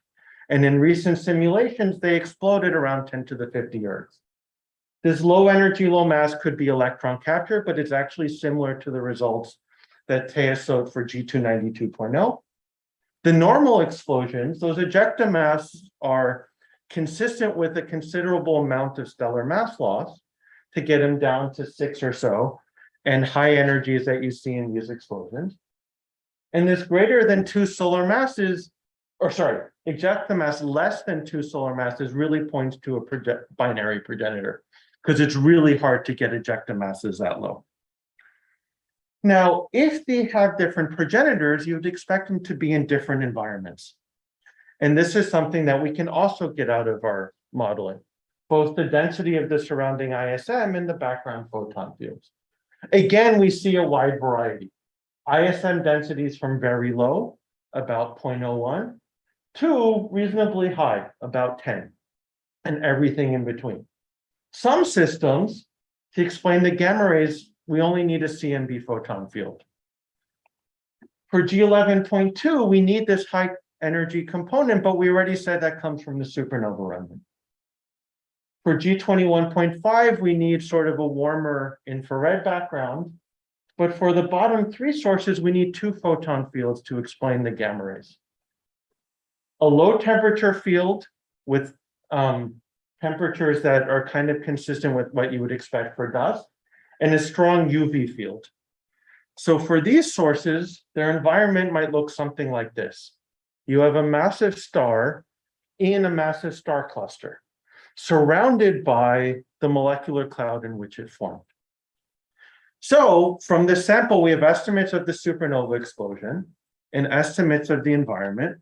Well, let's put them together and see if they make sense. So, final slide. Here are the different systems we have. The low energy, high mass explosions, the ones we thought are coming from low mass progenitors, those are in the environments that you don't have a UV background, which would indicate other massive stars nearby. And you don't necessarily have a dust background, maybe from a surrounding molecular cloud. H solar mass stars are thought to live long enough to escape their birth sites, so you might expect them in a more normal ISM. The bottom ones, sort of the ones that had the higher mass progenitors, you find in environments that require significant thermal emission from dust, as well as a UV background, consistent with associations of other massive stars, or maybe one of these cavities formed by a binary. And what's interesting is there seems to be maybe a connection with the magnetic field strength of the neutron star. The ones that we said for lower mass progenitors, more simple environments, are the lower magnetic field strengths in this table. The higher magnetic field strengths are the ones that are in these environments that require dust and UV emission or higher mass progenitors. So maybe the pulsar magnetic field does depend on the progenitor of supernova.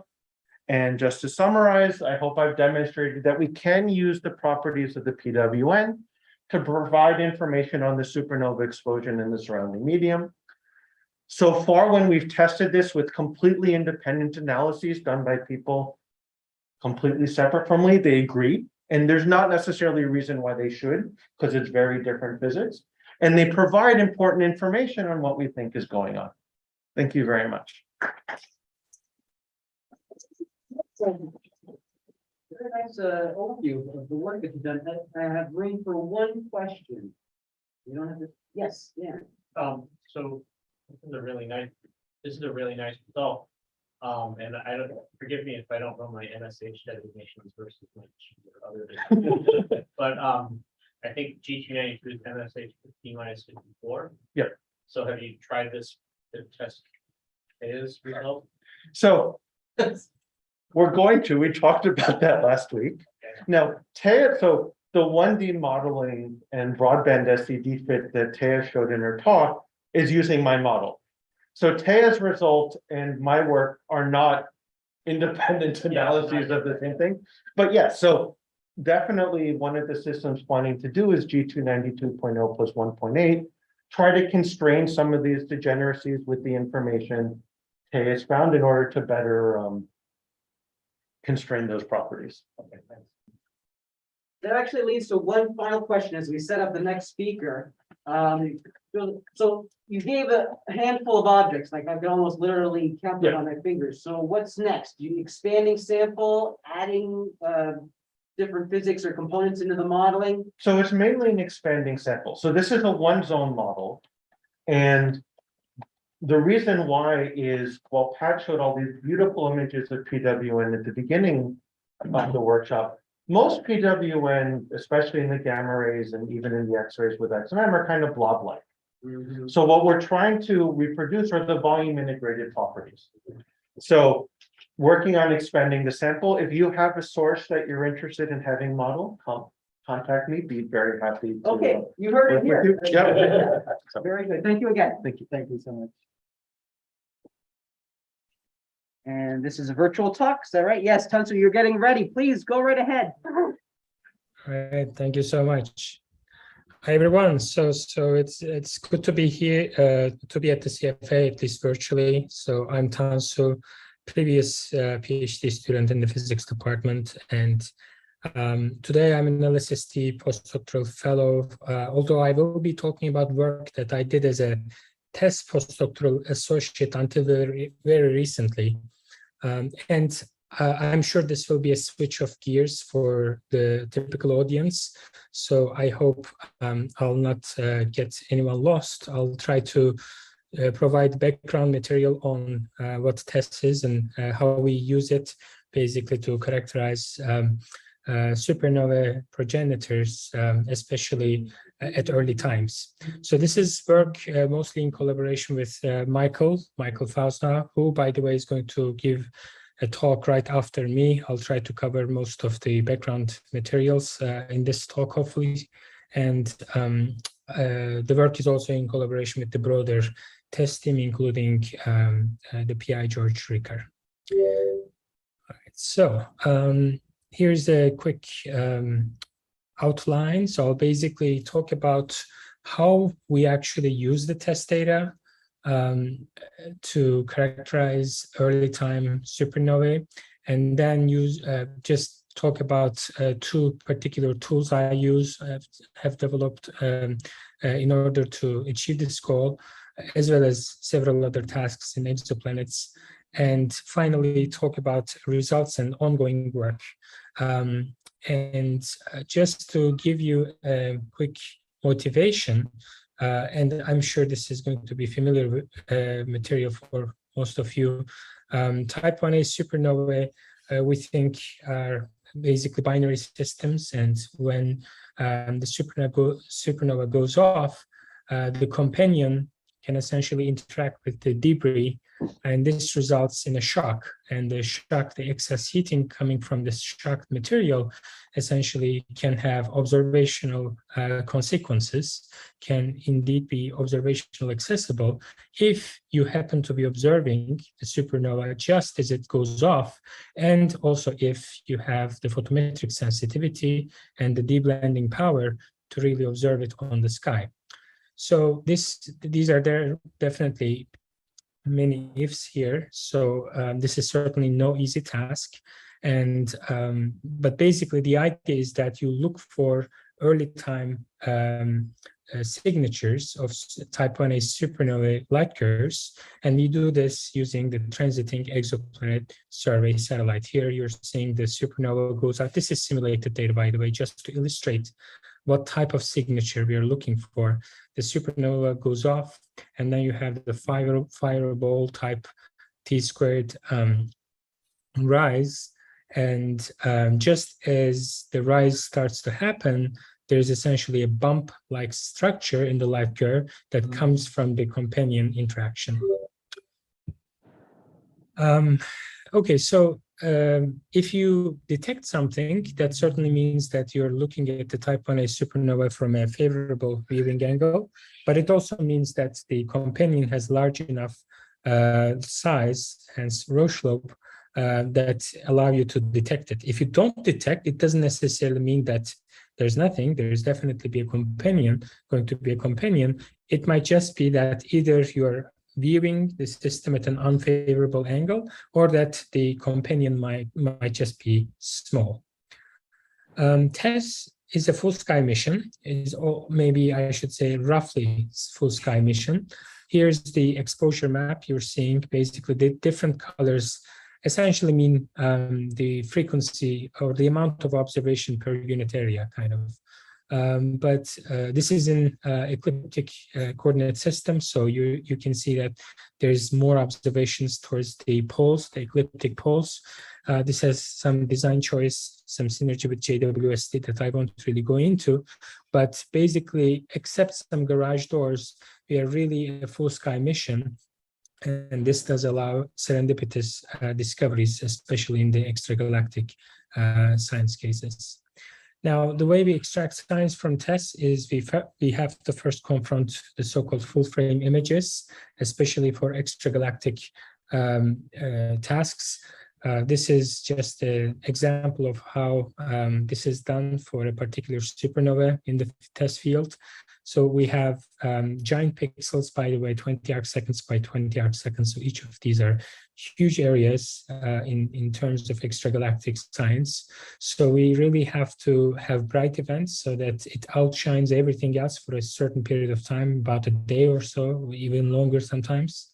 And during that time, we get to basically collect enough photons from the object to make a light curve. While doing so, we have to watch out for many things like drifts in the pointing direction of the telescope, like the quaternions. So we correct for those. And then we also have to correct for scattered light. TESS has a lot of scattered light. It's in cislunar orbit, so it gets a lot of scattered light from the Earth and the Moon. Once you get rid of the background, you basically are left with light curves that look like this, that essentially have desirably some flat bottom and then some rise. and we tend to detect these at a fairly regular cadence. Overall, I think there are about 300 bright enough supernovae that fell on test silicon, although not all of them are really good like this. Obviously, this is cherry picking that I'm showing, but on average, we are doing good enough to really do this type of science at a regular basis. And the time series data then can be analyzed and modeled. Here you're looking at different components that have been fitted for the simulated test light curve. So the orange one is the excess that I've been talking about, the excess due to reheating. And the functional form of this is typically taken to be square root of t, whereas the fiber ball is t squared. And you can definitely float these power laws or introduce time scales or exponential drop-offs as necessary in order to fit the light curve. So here is an example of how I do the fitting. On the right, this is just a time series of MCMC time showing convergence. And on the left, you have a nice corner plot. A couple of things to note here is that I have a GP, so Gaussian process is handling the red noise. As I said, the pixels are large. That means a lot of other stars are doing a lot of other things in the background. So you will get a lot of red noise due to that unrelated physical phenomena, essentially. So in order to get rid of that, you have to run a GP in the background that absorbs everything other than your signal. And then there's the supernova, the T0, where the supernova goes off. And then there's essentially TB, which is just the bump time and its amplitude and how long it persists for. And these are also fitted out. And finally, I've got some C1s and C2s, which is essentially just supernova polynomial fit. At the end, once the fit is done, we get residuals like this, which is good. It looks white and Gaussian. And if you just bin it over different bin widths, it bins down really nicely. You actually get the Poisson floor, which is good. Well, by the way, getting the Poisson floor is really an achievement unlocked by GP. Otherwise, you really can't do that. GP essentially absorbs everything else other than your signal. That's how we achieve this type of behavior. And this is just an example of how this behaves on real data. This is SN Supernova 2018 FUB. This is one of our non-detections. In fact, we don't have a huge detection in the sense that all the detections so far we have encountered are marginal. So there are at face value, yes, there are detections, but interpretation of these detections is not very robust. So we have to basically rely on marginalization and not just on the amplitude space, but also on the timing as well as the viewing angle in order to really come up with upper bounds. So for this particular system, which is one of the most constraining supernovae we have so far observed, the upper limit we can put on the amplitude of the signature you get from a companion is at about 20 parts per thousand at 95% confidence interval. And that roughly translates to something like an upper bound of 10 solar masses on the Rochelop radius of the companion. So this is definitely constraining. And what's complicating the story is that we don't know the viewing angle. So we really have to do the marginalization. And Michael, who's going to talk right after me, I think is going to provide more details on that. So with this, I'll just conclude briefly, but let me just also quickly show the corner plot I get from this previous example. Here, for example, you can see that the TB, which is again the time of the bump, is not very well constrained. The only quantity that's constrained that belongs to the bump is the amplitude, A sub B. And U sub B is the scaling, the horizontal stretch of the bump. Again, that's not constrained. That is basically to say that we don't necessarily detect the horizontal or temporal extent of these bumps or interactions. We only can constrain the amplitudes. But while doing so, we have to marginalize over their timing and also on their temporal stretch. And that's what we do in this framework, so that whatever constraint we put on the amplitude actually makes sense and is marginalized over all the necessary degrees of freedom in the problem. So a couple of concluding remarks on work that's ongoing. First, I'm working on injection recovery tests to really turn these into robust upper limits. And we also have an upcoming paper that's led by Michael. I think he's going to talk about that very soon. And finally, one idea that's going to put this in a very interesting spin is that, as you can see, these bumps essentially can fit different features in the light curve at widely separated temporal scales. So that means there might be features that require 0, 1, or multiple features simultaneously in your model. So this is really a so-called transdimensional problem. So far, I've been working on introducing a variable number of such bumps in order to really marginalize over not just the temporal stretch, but also on the multiplicity of such interaction signatures, just also in the physical case that we might have a multi-star system as the progenitor of these supernovae. With that, let me just stop and take questions. Thank you. Thank you very much, Tansu. Open the floor to questions. Wolfgang? Extremely nice work, very, very, very impressive. So I'm wondering how robust are your results with changes to the kernels of the GP or hyperparameter tuning of the GPA? So the GP kernel I'm using is Matern Treehouse, and that basically has two free parameters. It has an amplitude and also a temporal scale. Both of those are fitted, as you saw in the corner plot. They are free parameters, and they have essentially no bounds on them other than sigma being positive. So the data really tells me what rho and sigma, the amplitude and the temporal scale, it wants in order to really absorb the residuals.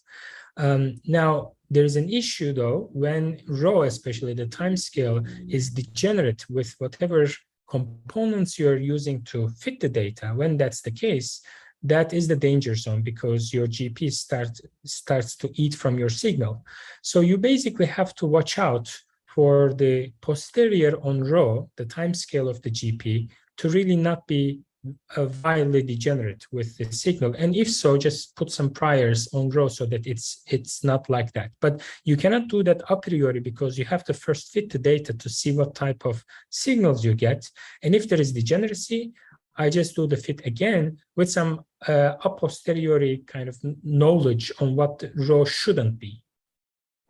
I mean, very impressive. I mean, I didn't realize you marginalized over the hyperparameters. Very nice work. Thank you. Great. Okay, Tansu, I'm going to direct you to a question by Noam Soker. If you could just address that offline, I'd like to pivot to the next speaker. So next we have Michael Fosna, who's here with us, in-person presentation. Away, great. And this is a 5-minute talk.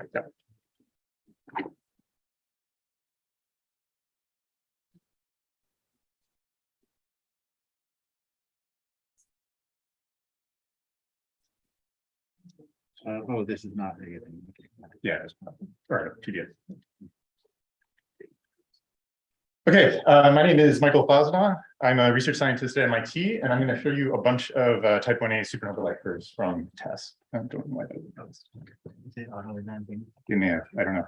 Okay, so if you think about TESS for extragalactic, there's really two main things to focus on. One is that it's got continuous coverage. It's always reading out images. And the other is that it's got a really, really wide field of view.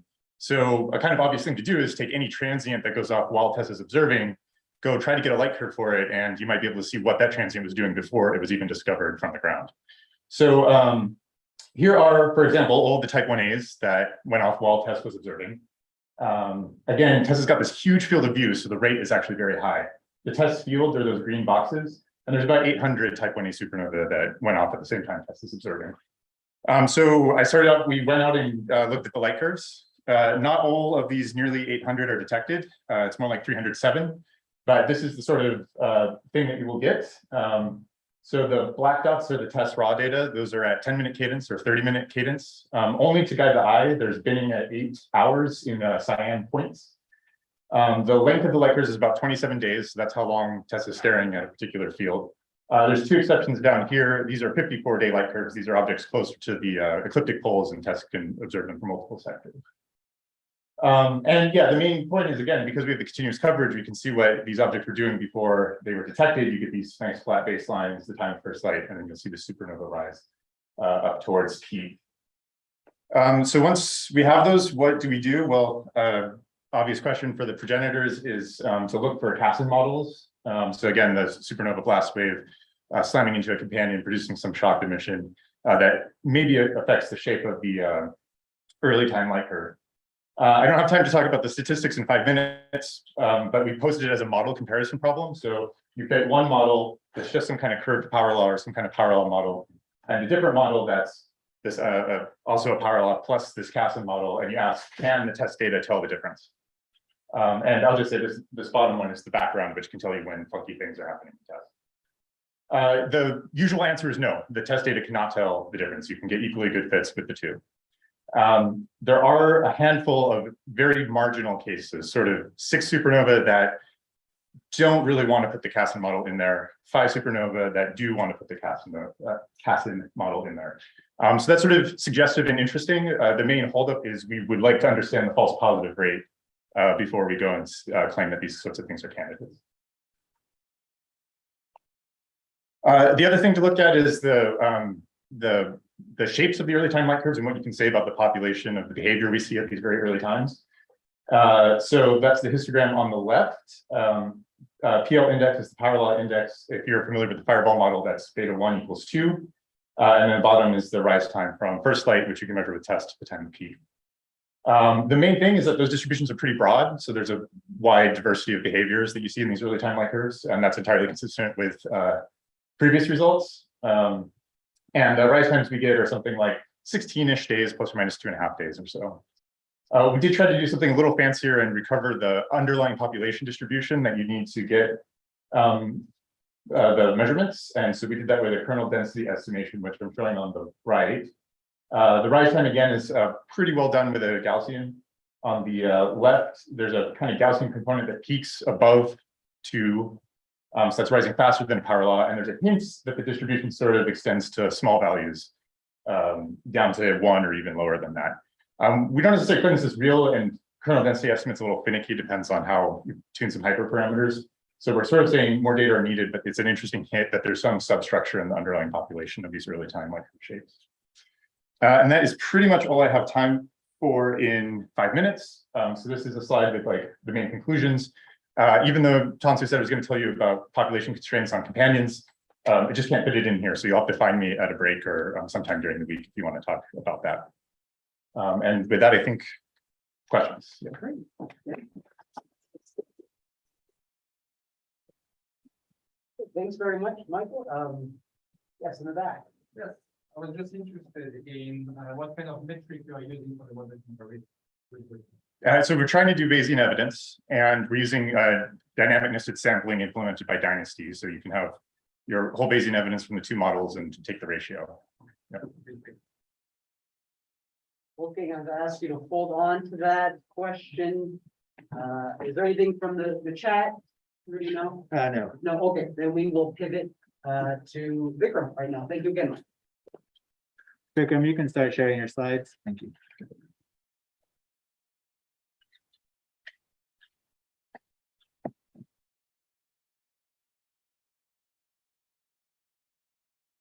You're muted.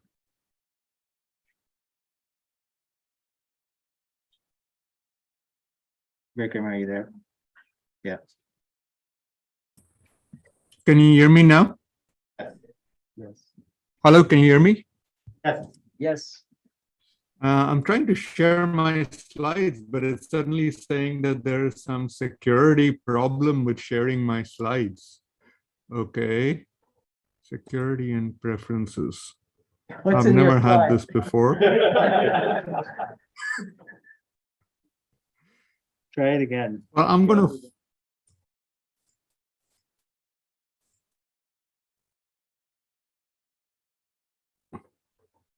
Oh no, it's saying I have to quit now and quit Zoom US now. Oh God. Using Chrome. Yeah. Are you using Chrome? That's why No. Okay.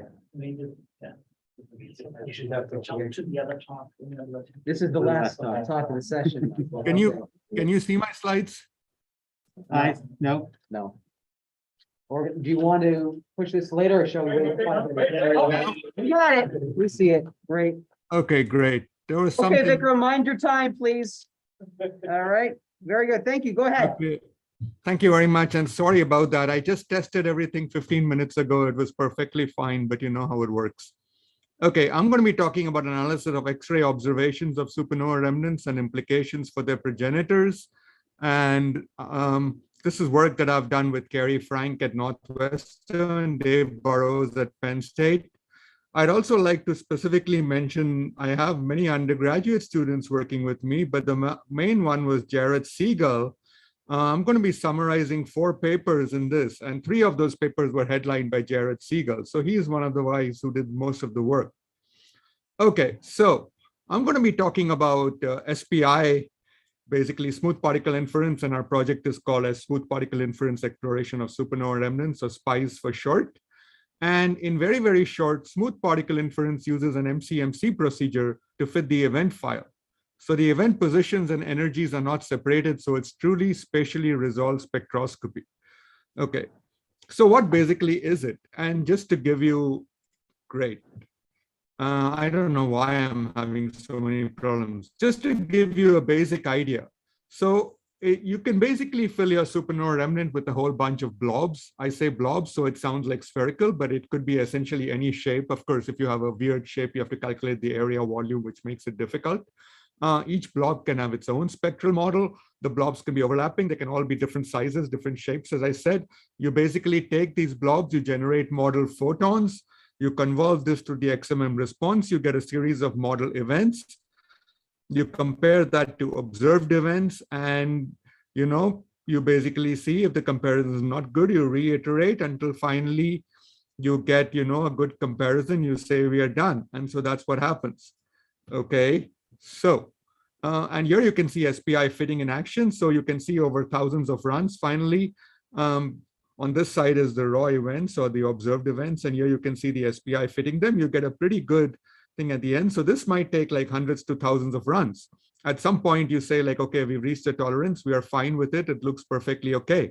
You can see how you can calculate the spectrum from this. You can calculate the spectrum from SPI. They match pretty well. So at that time you say we are done. Okay, so the first remnant that we applied this to was the ML71. As I said, you have a series of blobs. In each blob, you have the parameters. So you can basically get a distribution of parameters over the whole remnant. And that's the most important thing. It's not characterized by one temperature, one density.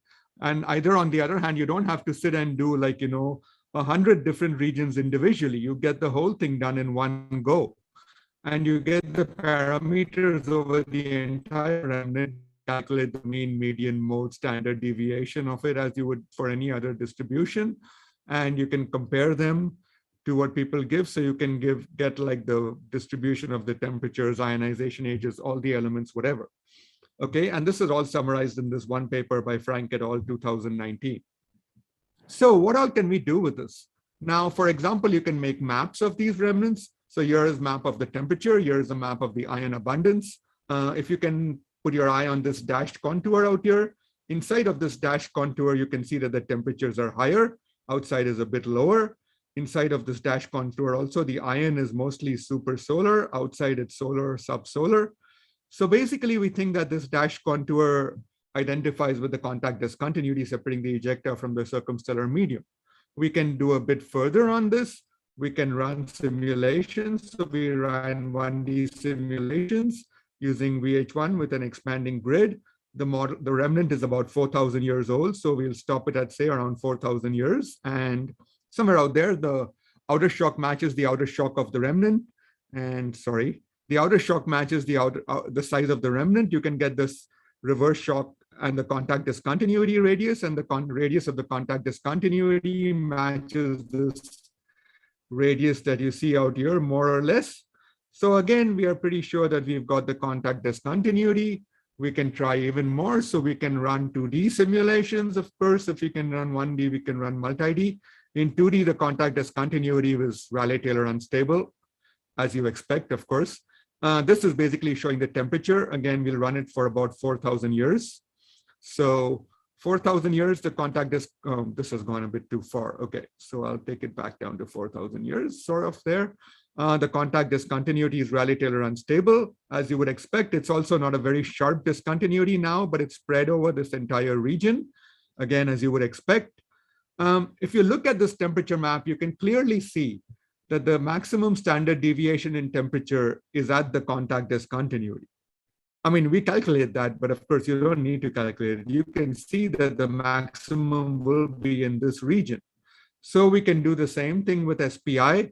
We can take our map, we can make a map not of the temperature, but of the temperature standard deviation. And we can find where it's maximum. The outer radius more or less matches with the contact discontinuity, and it's maximum over a range. So we are pretty sure that we've got the contact discontinuity. And so inside that is the ejecta, outside that is the circumstellar medium. So then we can go back to our distribution, separate them according to ejecta and circumstellar medium. Ejecta is in purple out here, circumstellar medium is in green. You can see the ejecta generally has higher temperatures, circumstellar medium has lower temperatures. You can see that the ejecta has lower ionization age, the circumstellar medium has higher ionization age, and the ejecta have higher metallicity, as you would expect, of course. So we can do a pretty nice separation of the ejecta and the surrounding medium. So that's one thing. And the second thing, and this is the first Siegel et al. 2020 paper, by the way. We looked at the abundances, as you can out here, and we actually looked at the mass of various abundances. And so we compared the mass of various abundances to various models. And these are models that we took from the literature. We had about 250 models, actually. Initially, we whittled them down to 40, and we are not taking models insofar as, like, we don't know which is good or which is bad. We just take enough models to cover the entire range. And if you look at the mass of iron, you can clearly see that the mass of iron can only be fit by these green, which is the type 1A models, and not by the purple, which are the core collapse models. So iron can only be fit by 1A, signifying it's a 1A, which nobody argues about. This DEML71 has been thought to be a 1A by everybody who's looked at it, and we found the same thing even before this. So it's clearly a 1A in that sense, that the iron can be fit by 1A models. In fact, most of the models that can actually fit are DDT models, deflagration to detonation transition from various people. The silicon to sulfur can be fit by both 1A as well as core collapse. So that happens.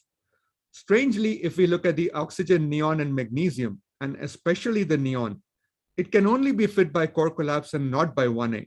So the oxygen and magnesium, maybe we can stretch a little bit. Maybe we can say we are just not measuring enough of it. Maybe some of it is not shocked and it would be measured by 1As, but the neon is more than an order of magnitude off. So it can't be fit by any of the 1A models. I don't know why that is so. I hope there are enough modelers in the audience, so maybe somebody can explain it in the questions or in the comments later on. But that's one thing that we found. So that was DEML71. The next thing is W49B. So W49B, I don't have time to discuss much. This is the second Siegel et al. Paper, as you can see out. And so you can look at this paper for more details. Again, we can make maps of the various quantities, the density, the emission measure, the ion abundance, the temperature. Look at the temperature here. The temperature in this region is much higher than the temperature in the surroundings.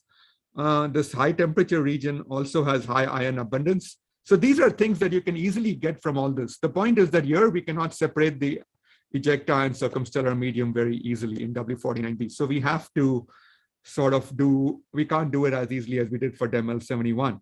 Again, we looked at the various abundances of various elements and we looked at the mass of various elements. In this case, we actually show the models that we use. These are just some. You can look in the paper. As I said, we started with about 250 and we just want to cover the range. we look at the ion again, which is the major discriminant. And again, and surprisingly in W49b, we find that the ion is best fit by type 1a models and not by the core collapse models. If you look at the other elements, calcium, argon, silicon, sulfur, they can be fit by both core collapse in blue and 1a in green. But the ion can only be fit by the 1a models. Now, W49b has been looked at by a lot of people. Laura Lopez, I think, is in the audience. She did some very nice work on it about a decade ago. And she suggested it was core collapse and in fact, even a hypernova remnant. Zhu and Wink, on the other hand, in 2018 wrote also a very nice paper. And they said that because of the ion, in fact, it must be a 1A. And we tend to agree with Zhu and Wink. As far as the ion is concerned, it must be a 1A. But there is a caveat, and I'll come to that in the next slide, in fact. So this is something that's still up in the air. Okay, and the last thing I want to talk about before I can finish, and I think I have a couple of minutes more, is like the centroid of the ion K alpha line. So we are talking about supernova remnants and progenitors. The centroid of the ion K alpha line can be used to discriminate between 1A and core collapse. In 2014, Hiroya Yamaguchi wrote a very nice paper where he showed that the centroid of the ion K alpha line discriminates nicely, that all 1As have a centroid below about 6550 EV. All core collapse have a centroid above 6550 EV. Now, one of the things that determines the centroid is the density of the plasma. And the density of the plasma, of course, as we know, is determined by the density of the surrounding medium. Supernova remnants are extended objects. And of course, the density of the surrounding medium in these extended objects may vary around the remnant, as we know, and we've heard from talks, and we will hear from talks. So we decided to look at the centroid, not just of the overall remnant like Yamaguchi et al. Did, but in various regions also. And so we decided to look at them in some of the remnants that we were looking at. I'll start at the bottom of this table, DEML71. We didn't have photons to look at various separate regions, but we could look at the centroid overall. It came to 6450 EV, so it's clearly in the 1A region, again, signifying it's a 1A. Nobody argues about that. W49b, here it is. We looked at the centroid in 6 regions, as well as the centroid overall. In all of these regions, as well as overall, the centroid energy is greater than 6640 EV. Yes, 6640 EV. So that is clearly saying that it's all core collapse. So now this is surprising. The overall centroid, as well as the centroid, all these regions are hinting at core collapse remnant. The ion, which is up to 5 to 6 times solar or maybe more, as well as the mass of the ion, suddenly suggests that it's a 1A remnant. So maybe the centroid is not a good thing. I mean, it's easier to think of it being a 1A in a high density, giving a core centroid that's much higher energy, rather than being a core collapse that has a very high amount of ion and very high supersolar ion, which I don't know how to explain, but there are modelers in the audience, maybe you can tell me. And 132D, we looked at these 2 regions. In other regions, the ion K alpha line was not even visible. The centroid overall, as well as in these regions, is clearly core collapse. No doubt about that. Everybody agrees it's core collapse. 3C397 is very interesting. We looked at the centroid in 8 regions as well as overall. In these 3 regions, the centroid is either on the type 1A side, or it's like, straddling the type 1A. In these 5 regions out here on this side, the centroid is clearly in the core collapse side. So if you look just here, you would say 1A. If you look just here, you would say core collapse. If you look at the centroid of the overall remnant, and this is what Yamaguchi and all also did, you get it at 6578 EV, which is just in the core collapse region, but just over the 6550. So in fact, Yamaguchi et al. Said it could go either way, but later papers have suggested it more or less 1A. Again, the jury is out. I think it just depends on where you're looking at, and it's pretty close. What we can say here is, don't just look at the centroid of the K alpha line alone as a discriminant between 1A and core collapse, but look at other factors also and try to put them all together before you can say it's a 1A or core collapse. So with that, I think I'll just come to my conclusions. SPI can produce parameter distributions and maps. DEML71 has a very high ion abundance in the core, so it's clearly a type 1A. High ion abundance in W49 also seems to suggest a type 1A, but the centroid suggests a core collapse, and many other factors like highlighted by Laura have suggested a core collapse in the past, but Zhu and Wink said it's a 1A. So we tend to agree with them in this case. And finally, the ion K alpha line centroid energy for the overall remnant may deviate from that in various regions. And so care should be taken just when you use the ion K alpha line centroid. Should you use the overall? Should you use it in different regions, compare it to other factors? You shouldn't use it alone as a single discriminant. That's all. And with that, I'm happy to take your questions. And sorry about the initial problems. Thank you So, very much. I hope I'm in time. Is that, yeah, you're fine. Yeah. Is that a question from Jean Hiro? No? Yeah, that was a question. Raised hand. Raise hand. Okay, before I pass it on to Yonggi, I was just gonna say, I think anybody that's studied W49B, we have to get them in a ring and have them just sorted out together. Maybe a virtual ring. Yonggi. Okay, for W49B from infrared study, iron and H2 clearly indicate interacting with the supernova remnant. And so X-rays could be highly contaminated by ISM, the irons. So that we see in the infrared emission, a lot of iron, but it's mainly from ISM. Also, I want to note that people cited infrared work from Laura Lopez. She did great work in using X-rays, but infrared is Jonathan QA in 2007. We really need to give credit who did the work, not someone else. Okay, so I take all your points, and I should mention that in the paper, as I said, I didn't have time. I discussed 4 papers here. I didn't have time to go into details. In the paper, we have discussed these infrared observations that you mentioned in more detail. About the ion coming from this ISM. Number one, why would ISM ion have abundances that are 5, 6, 7 times solar? If somebody can explain that to me, it's fine. But we found that very hard to believe that ion in the ISM would have abundance, which was 5, 6, 7 times solar. And the ion mass was actually pretty high. So why would you have so much ion in the surrounding medium with very supersolar abundances? So it's kind of a mix. That's what I'm saying. It's a lot of considering clumpy structures and the ISM, shocked ISM. So you really, until you separate those components, your results are not reliable at the bottom line. So in our method, I mean, I don't know what you mean by not reliable. Are you saying the ion is not supersolar, or are you saying that you can't? Sorry, I'm gonna interrupt the conversation. We can potentially talk about this offline. I want to leave room. I see Carlos has a question. Just very quick about Pre-Supernova and whether it's on the edge of the core collapse to 1A divide there. In the Yamaguchi plot, if you go from low to high centroid, you have first the dynamically young 1As, then the dynamically old 1As, then the dynamically young core collapses, and at the very extreme, the dynamically old core collapses because it's ionization. The key thing with Pre-Supernova is a dynamically old object. So if it was core collapse, it would be a dynamically old object with a low centroid for the core collapses, which is kind of a little strange. I just wanted to point that out. So I'm sorry, I think I missed some of that, but from your conclusion, are you suggesting that then it is a 1A? Because we were leaning towards 1A, and I think that there are other papers later on after this, which I didn't mention, but they are mentioned in our paper, which talked about the manganese abundance. And sorry, was that Carl? I don't know who it was. Carlos, yeah, that was Carlos. So he's fully aware of that. So yes, I think it was your paper, right? Maybe, or yeah. So he's fully aware. Suggested it was a 1A. So I'm sure you're trying to suggest that it's a 1A, and I'm not arguing with you. We think it's a 1A, but I'm willing to bet beer on the yeah. I think he was just offering clarification on how to read this Yamaguchi plot. Anyhow, so he's willing to bet it's a 1A. Okay, very good. Well, I'm going to leave it at that. Organizers, is there an announcement now about the reception?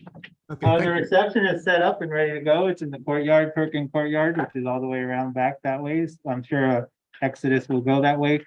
We will be in this room at 8 o'clock if you want to come to the evening session in person. You're not required to. You can do that from your hotel room if you prefer. Will there be someone to set up the Zoom and all that? I will be here. Okay, great. Carlos will be chairing the session. Okay. I will be here around 7:30 and I will ask if you do come to knock on this door, I'll try to pop it open, but it'll be harder for me to run that way to open that door. Who loves not one shirt? Oh, and one more thing, so we were wondering, Thank you. if people were interested, we might order pizza for lunch